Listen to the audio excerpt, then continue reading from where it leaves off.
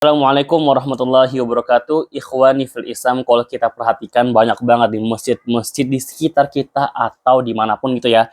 Kebanyakannya jamaahnya itu umurnya itu 40 tahun ke atas. Sedangkan yang umur 30 tahun ke bawah itu ya sedikit banget. Apalagi anak kecil juga kayak nggak ada kayak gitu kan ya. Terus betapa banyak ya masjid yang kelihatannya besar, AC ada, fasilitasnya bagus, parkirannya luas, tetapi jamaahnya sedikit.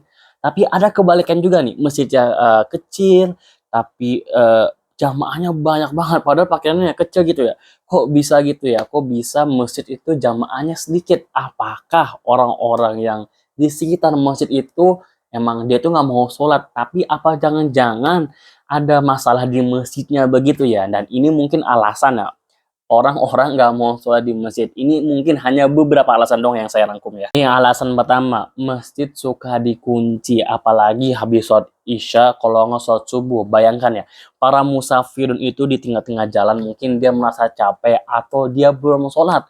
Ketika dia singgah ke masjid, ya masjidnya udah tutup, ya masjidnya udah dikunci.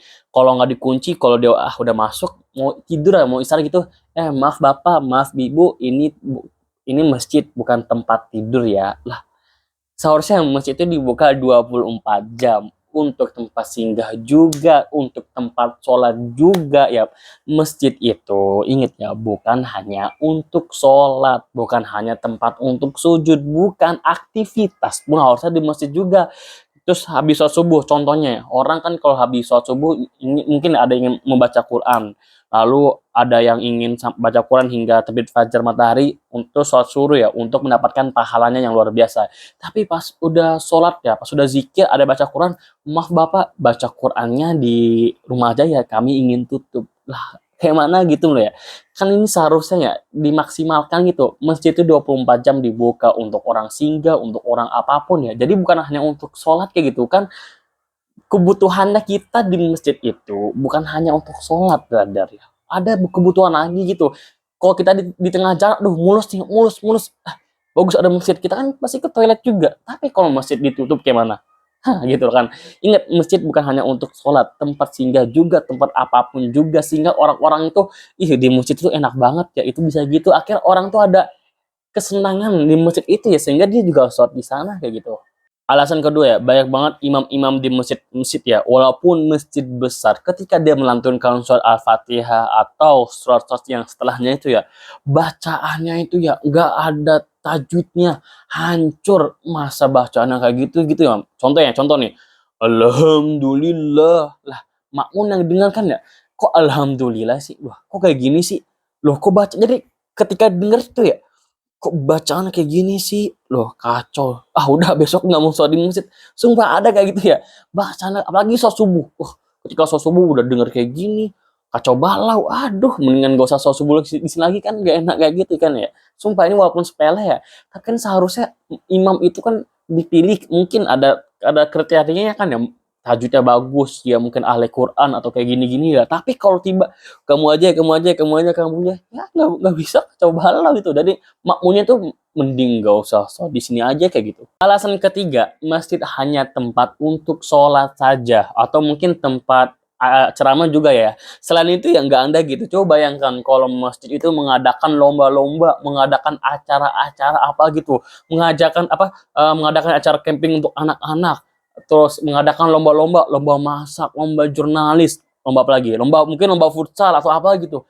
Kan orang-orang yang sekitar yang tinggal di masjid itu kan merasakan, ih ini masjidnya enak banget ya. Ini masjidnya aktif gitu loh. Jadi masjidnya tuh aktif mewarnai sekitar masjidnya gitu. Coba kalau bayangkan kalau masjidnya tuh ya hanya untuk sholat doang, habis sholat dikunci, ya kayak mana? Ih, masjidnya hanya kayak gitu doang kayak gitu.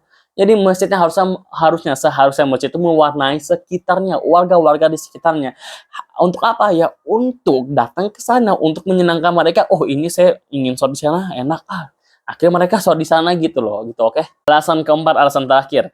Banyak banget anak-anak kecil yang sholat di sana sama teman-temannya, yang namanya masih kecil, yang fitrahnya mereka tuh ya main mulu gitu kan ya. Ya, yang apalagi mereka belum balik ya. Ketika mereka sholat lalu bercanda, malah dimarahin. Kamu bercanda mulu. Kamu nih di sholat buat diteriakin. Yang di mana suaranya itu ya lebih mengganggu daripada suara anak kecilnya.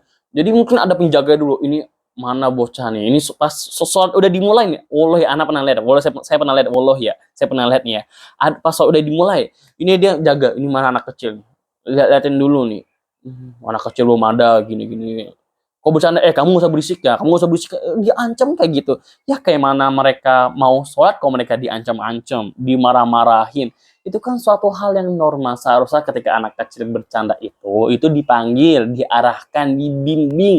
Bisa jadi mereka itu enggak tahu, enggak usah dimarahkan, itu masih kecil. Hasan Hussein ketika Rasul itu di punggung mereka, beliau ya, Rasul tuh nggak marah. Ya karena wajar, masih kecil. Kecuali kalau dia tuh udah gede, umur 20 tahun bercanda itu wajar dimarahin. Nah ini masih kecil. Sehingga kalau bayangkan ya, kalau mereka udah sholat ya, lalu diajak lagi sholat di masjid.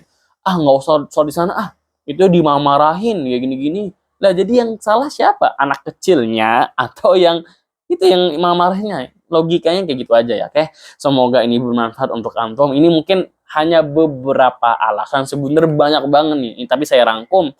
Mungkin ada yang nggak terima atau apa, bisa tulis di komentar. Mungkin ada yang mau tambahkan lagi kan ya, silahkan ditulis di komentar. Fi amanillah.